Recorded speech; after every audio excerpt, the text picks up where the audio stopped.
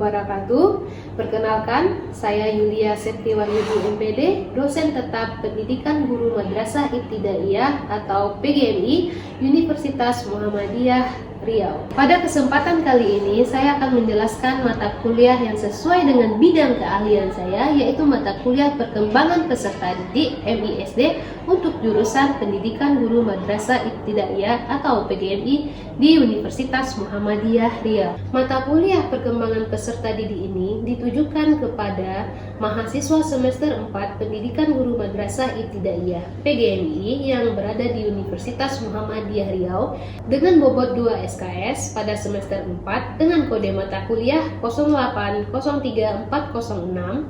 Mata kuliah ini yang diampu oleh saya sendiri dengan pengembangan yang kita lakukan dari berbagai CPL Prodi dan juga CPMK Prodi. Capaian pembelajaran lulusan atau CPL yang pertama adalah menguasai teori belajar pada prinsip atau mendidik pelaksanaan pembelajaran di bidang guru kelas MI di perkembangan peserta didik. Yang kedua, menguasai substansi materi, struktur, konsep dan pola pikir keilmuan guru kelas MISD perkembangan peserta didik, dan capaian keterampilan umum KU menguasai kemampuan bekerjasama dan memiliki kepekaan sosial, dan capaian keterampilan khusus KK yaitu setelah menyelesaikan mata kuliah yang diharapkan mahasiswa untuk menjelaskan bagaimana cara memanfaatkan teknologi informasi, komunikasi, dan juga pembelajaran yang di bidang ilmu MISD terkhususnya pada perkembangan peserta didik. Pada capaian pembelajaran CPMK ada 11 poin materi yang harus mahasiswa ketahui, dan pada pertemuan kali ini yaitu pertemuan ke-14 yaitu tentang bagaimana penyesuaian diri setiap fase perkembangan memasuki tahapan berikutnya.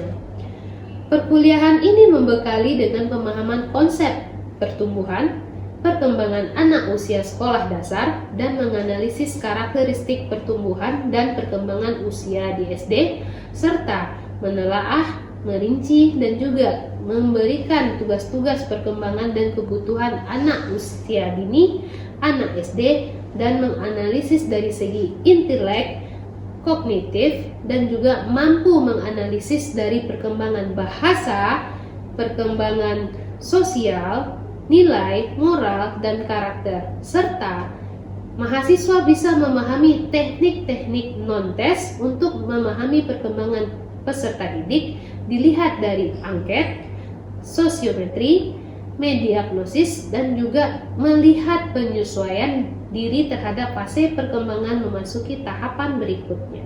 Pertemuan perkuliahan perkembangan peserta didik ini memiliki 16 pertemuan, 14 pertemuan dalam materi, dan 2 pertemuan terbagi antara ujian tengah semester dan juga ujian akhir semester. Pada pertemuan materi yang saya sampaikan didukung oleh beberapa media pembelajaran. Yang pertama dari video, yang kedua dari pengamatan PowerPoint yang disampaikan mind mapping oleh setiap mahasiswa yang akan tampil, dan yang ketiga evaluasi diri dari berbagai aplikasi seperti Quizizz. Asesmen penilaian yang saya lakukan di sini adalah dilihat dari aspek penilaian. Yang pertama itu dari sikap, cara penyampaian pendapat dalam diskusi, tanggung jawab, dan penyelesaian tugas. Dan yang selanjutnya dari segi pengetahuan, yaitu penguasaan materi yang ditunjukkan dalam diskusi, presentasi, dan juga di akhir ujian tengah semester dan akhir semester. Selanjutnya keterampilan, pada kali ini keterampilan yaitu kreativitas dalam membuat mind mapping dan juga penggunaan digital media yang baik, dan juga bisa membuat PowerPoint yang bagus dan dianggap sudah bervariasi dari digital yang maju sekarang. Assalamualaikum. Waalaikumsalam warahmatullahi wabarakatuh. Untuk mengawali perkuliahan kita hari ini, kita awali dengan bacaan Bismillah. Bismillahirrahmanirrahim. Mudah-mudahan kegiatan perkuliahan kita hari ini berjalan lancar dari awal sampai akhir. Mohon kepada rekan mahasiswa mendengarkan dan menyimak apa yang Ibu sampaikan pada siang hari ini. Hari ini ada yang tidak masuk? Siapa Ibu?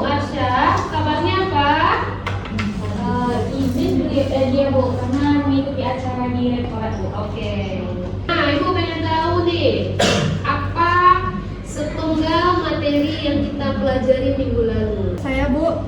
Silakan. Materi minggu kemarin yaitu memahami peserta didik melalui angket sosiometri. Yaitu memahami peserta didik merupakan langkah penting yang harus dilakukan oleh pendidik agar proses pembelajaran berjalan efektif dan sesuai dengan kebutuhan siswa, baik dari aspek akademik, psikologis, maupun sosial.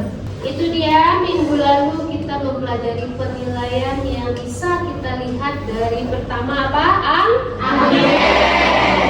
Sosiometri. Jadi peserta didik itu tidak hanya melihat dari karakter dan dari sifat dalamnya.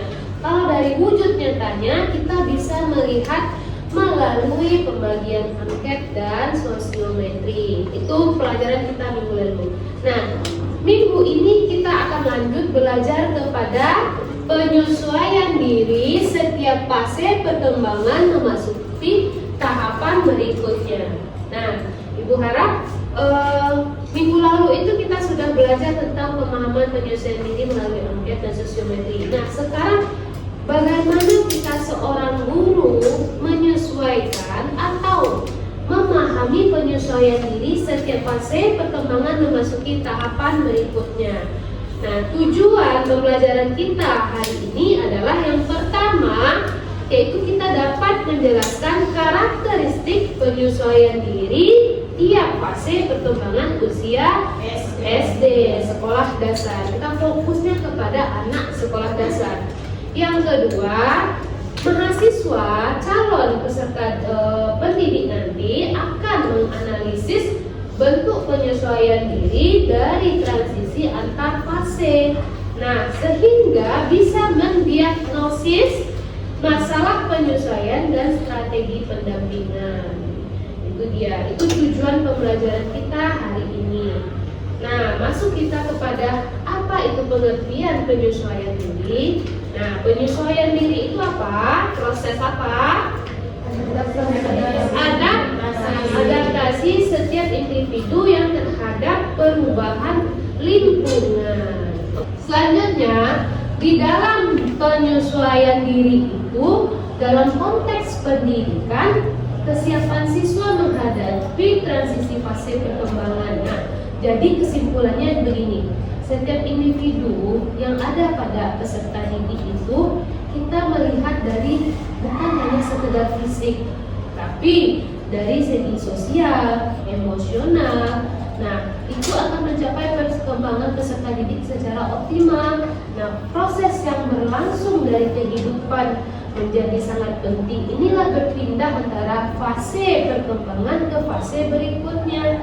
Jadi dimulai dari fisik, emosional, sosial, keadaan lingkungan. Nah, itulah dia perkembangan fase bertahap dari tahap yang pertama ke tahap berikutnya.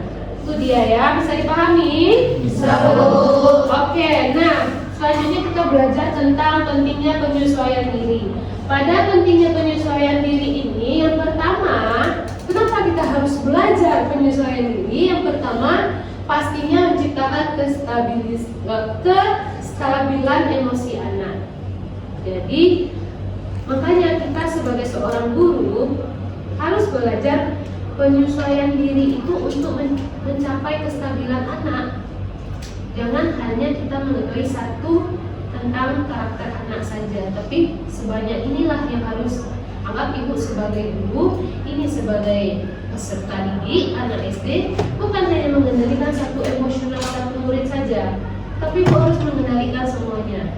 Keadaan contohnya, kalau sekarang ini ada yang mungkin sudah rada mengantuk, capek, lapar, atau segala macamnya, pengen ke toilet. Nah, itu guru harus paham. Itu guru harus memahaminya. Jangan sampai, apalagi dia anak SD, jangan sampai dia menahan sakit, dia menahan ketidaknyamanan di kelas. Jangan sampai. Kalau caranya bagaimana? Caranya kita sesuaikan diri kita. Kita tanya kepada salah satu murid, mungkin ada yang merasa gelisah di kelas. Nah, kita harus tahu itu perkembangannya. Nah, itu dia. Selanjutnya, meningkatkan keberhasilan akademik dan sosial. Ya pasti ya, bagaimana cara kita pentingnya penyesuaian diri ini? Yang pastinya adalah tercapai pembelajaran yang kita sampaikan pada hari itu. Ya, tercapainya materi, tercapainya pemahaman. Nah, itu yang harus kita dapatkan. Ada mengertinya peserta didik itu tergantung dengan kita seorang guru. Jadi jangan hanya menyampaikan materi sepintas-sepintas saja dan kasih tugas. Kebanyakan kan seperti itu. Nah, kalau kita seorang guru, apalagi di SD, kita harus mempraktekkannya dengan real, nyata. Makanya metode, strategi pembelajaran itu harus kita perbarui untuk jadi seorang guru. Selanjutnya, mengurangi potensi masalah perilaku. Betul, karena memang kalau seandainya di dalam suatu kelas anak-anak itu banyak perangainya ya, macamnya banyak itu. Banyak, bukan hanya ada yang mungkin menangis, ada yang mungkin gampang tersinggung, ada yang mungkin suka usilin temannya. Nah, itu kan banyak. Nah, guru lah yang harus mengurangi potensi hal-hal yang seperti itu. Caranya seperti apa? Yaitu menyesuaikan diri di mana perkembangan peserta didik itu. Nah, fase-fasenya kita akan masuk belajar kepada fase perkembangan usia anak SD. Nah, kalau dari 6 sampai 8 tahun itu termasuk kelas apa? Kelas rendah. Kelas rendah yaitu bagaimana cara transisinya? Dimulai dari apa? Kalau umur 6 sampai 8 tahun itu anak-anak bagaimana kita melihat cara perkembangan fasenya? Siapa yang tahu? Siapa yang tahu? Saya Bu. Oke. Transisinya melalui bermain ke belajar, terus mengikuti aturan dan struktur. Ya, betul. Tanya Bu, tanya dari umur 9 sampai 10 tahun. Ya Bu. Oke. Silakan. Awal tentang jawab, memahami moral dan sosial. Oke, selanjutnya di umur 11 sampai 12 tahun. Saya Bu. Oke.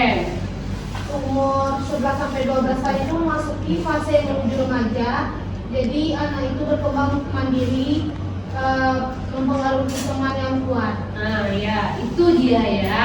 Fase perkembangan usia SD itu dilihat dari umur, transisi caranya kan wujud. Kenapa itu? Dari 6 sampai 8 tahun itu mereka bermain, mereka beradaptasi terhadap aturan, struktur, ya. Kalau ada aturan yang diberikan oleh guru, diberikan oleh orang tua, nah itu mereka mematuhi. Tapi kalau udah mulai beranjak dari 9 sampai 10 tahun, nah itu mulai bermain logika, pemikiran logika, dan juga rasa tanggung jawab, moral, sosial itu sudah muncul, sudah terlihat, sudah dampaknya, sudah mulai mungkin memahami dan pikiran logikanya itu sudah jalan. Nah, 11 sampai 12 tahun itu mulai mandiri dan pengaruh pertemanan itu sangat kuat di umur yang 11 sampai 12 tahun ini. Mereka sudah ya kalau bermain ke arah yang berteman dengan teman-teman yang pengaruh teman yang lebih kuat itu lebih menonjol, ya, sehingga apa? Sehingga tidak mau mendengarkan apa kata orang tua, tidak mau mendengarkan apa kata guru. Nah, itu kenapa? Karena pengaruh dari teman-teman.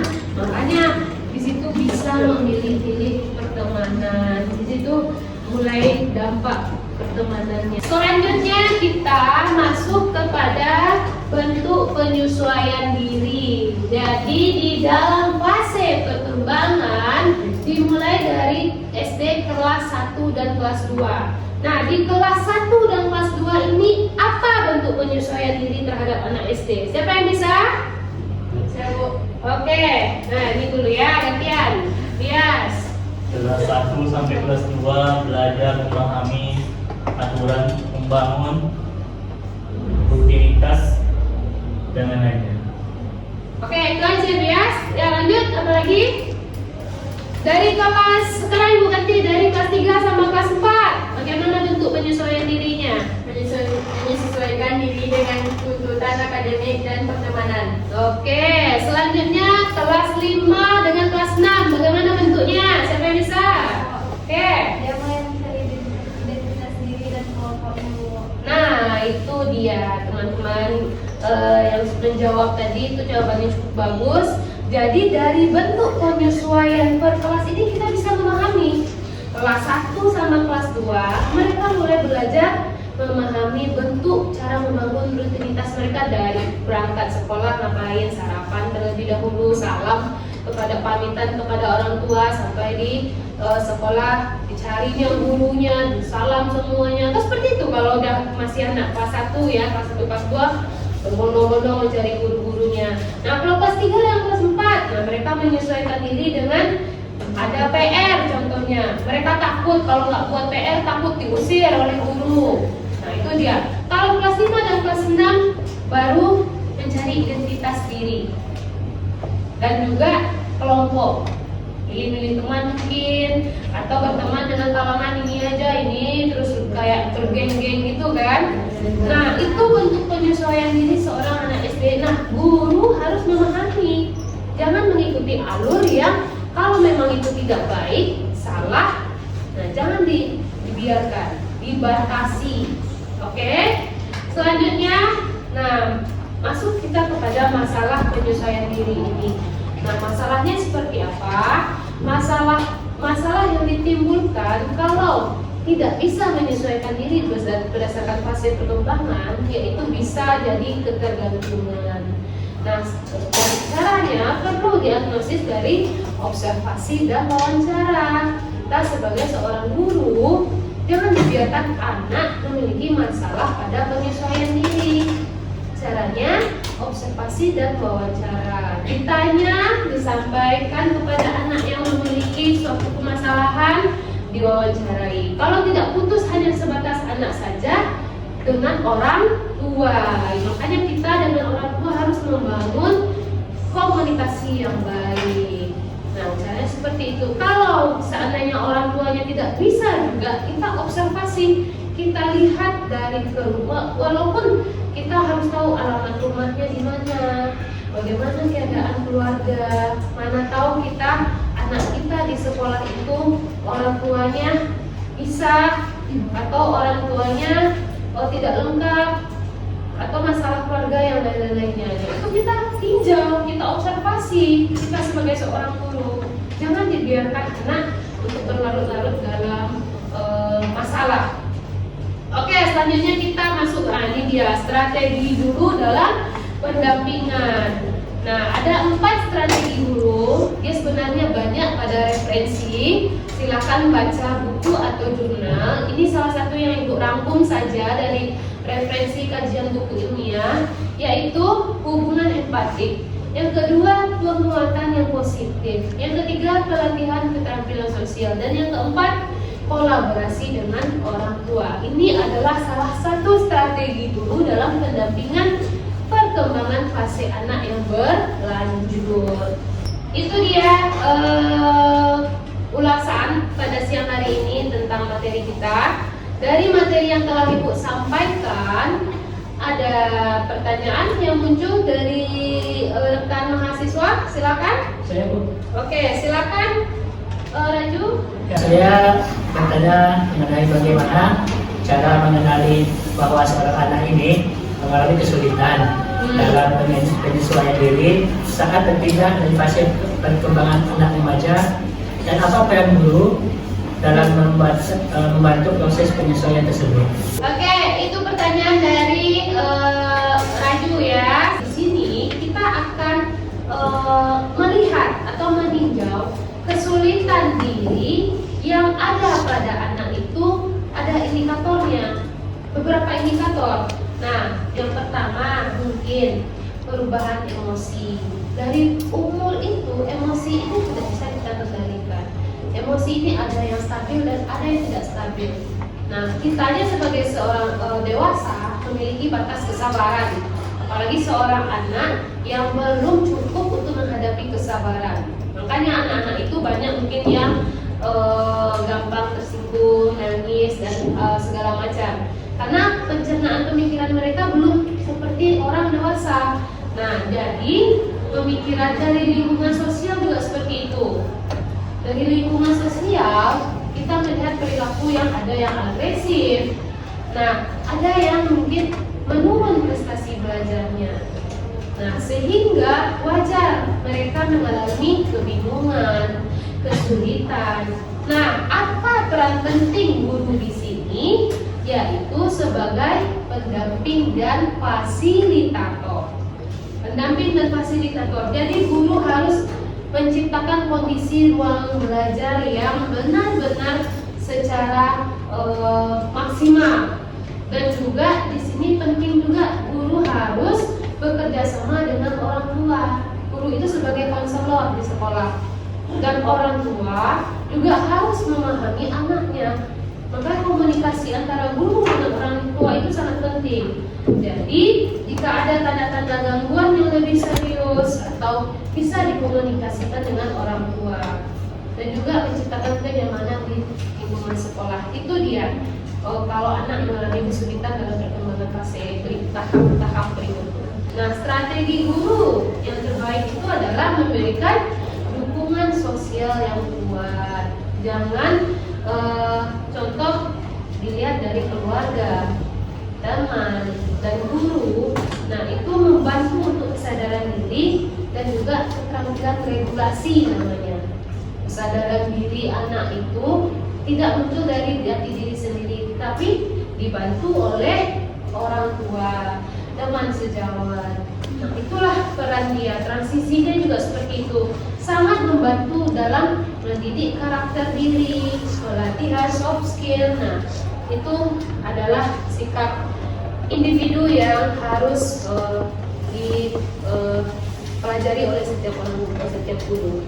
Nah, ini adalah bentuk tugas dari teman kelompok 4 yang sudah membuat mind mapping cukup bagus tampilannya, yaitu tentang materi hari ini, penyesuaian diri setiap fase perkembangan memasuki tahap berikutnya.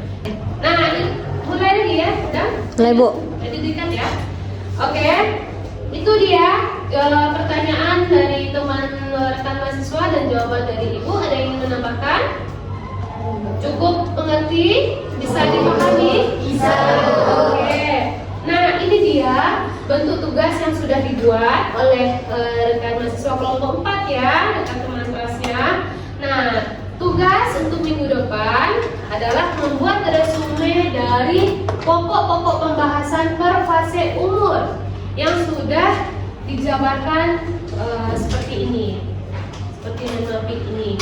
Minggu depan, pertemuan berikutnya kita kumpul dan disampaikan hasil yang telah dibuat di depan kelas. Bisa dipahami? Bisa. Oke, itu dia tugas minggu depan. Nah, sekarang ini kita akan belajar dari studi kasus diskusi pertemuan kita hari ini. Yang pertama, siapa yang bisa menjawab? Ibu persilahkan untuk menjawab. Yang pertama, studi kasus diskusi kita. Nah, ini kita berangkat dari kasus. Kasusnya apa? Ada anak kelas 4 SD mulai menarik diri, tidak merespon saat ditanya oleh guru. Ya, kebanyakan gitu ya sekarang ini anak-anak SD kalau udah beranjak dari kelas 4, 5, tadi kan kita udah belajar kelasnya nih. Kelas 4, 5 itu penyesuaian diri, pengenalan emosional dan lain-lain. Nah, sekarang kita sebagai seorang guru memiliki anak salah satu dalam kelas, berapa kali kita kasih tahu, berapa kali kita suruh, dia tidak mendengar, dia cuek, seakan-akan tidak perlu gitu. Nah, yang Ibu tanyakan yang pertama, apa analisis kalau kita semuanya menjadi guru nanti, bagaimana cara kita mencermatinya, menganalisis anak yang seperti kasus yang sudah Ibu ungkapkan. Silakan, siapa? Oke, silakan Zaki. Mungkin bagi seorang guru ya lebih mempermudah cara menjelaskan materi itu. Pertama, kemudian Kedua, cara menjelaskan itu tidak terlalu panjang dan singkat, tapi jelas isinya menjelaskan. Ya, sehingga bisa paham ya, bisa diterima. Dan itu menurut Zaki akan bisa didengar oleh anak yang tidak bisa mendengar tadi. Ditegaskannya seperti itu. Harusnya bisa karena tidak terlalu berlewat dan Mereka paham begitu. Oh, itu dia jawaban dari Zaki. Oke, tepuk tangan. Itu dia, ya, itu dia penjelasan dari teman-teman tadi. Berarti Ibu beranggap rekan-rekan mahasiswa semuanya sudah memahami materi kita hari ini. Pemahaman penyesuaian diri sudah lebih memahami yang Ibu sampaikan di tujuan awal pembelajaran kita tadi. Jadi sedikit kesimpulan, penyesuaian diri ini adalah proses yang penting dalam fase perkembangan. Ingat itu, dari keberhasilan individu, penyesuaian diri menentukan kualitas perkembangan dari sosial, emosional, dan akademik di masa depan anak SD nanti, anak sekolah dasar nanti. Maka dari itu, pendampingan seorang guru, orang tua, dan lingkungan sosial sangat krusial, sangat penting. Itu dia materi kita pada siang hari ini. Bisa dipahami? Bisa. Untuk evaluasi akhir dari pertemuan kita, silakan buka handphone masing-masing, buka aplikasi Quizizz. Kita melakukan kuis evaluasi diri. Jadi silakan jawab pertanyaan yang sudah tertera dalam kuis yang di dalam handphone masing-masing. Kerjakan sendiri-sendiri. Silakan kodenya di layar. Silakan masuk. Oke, kita mulai ya. Ini ada beberapa masuk. Selanjutnya kita mulai dan jawab pertanyaan sendiri-sendiri.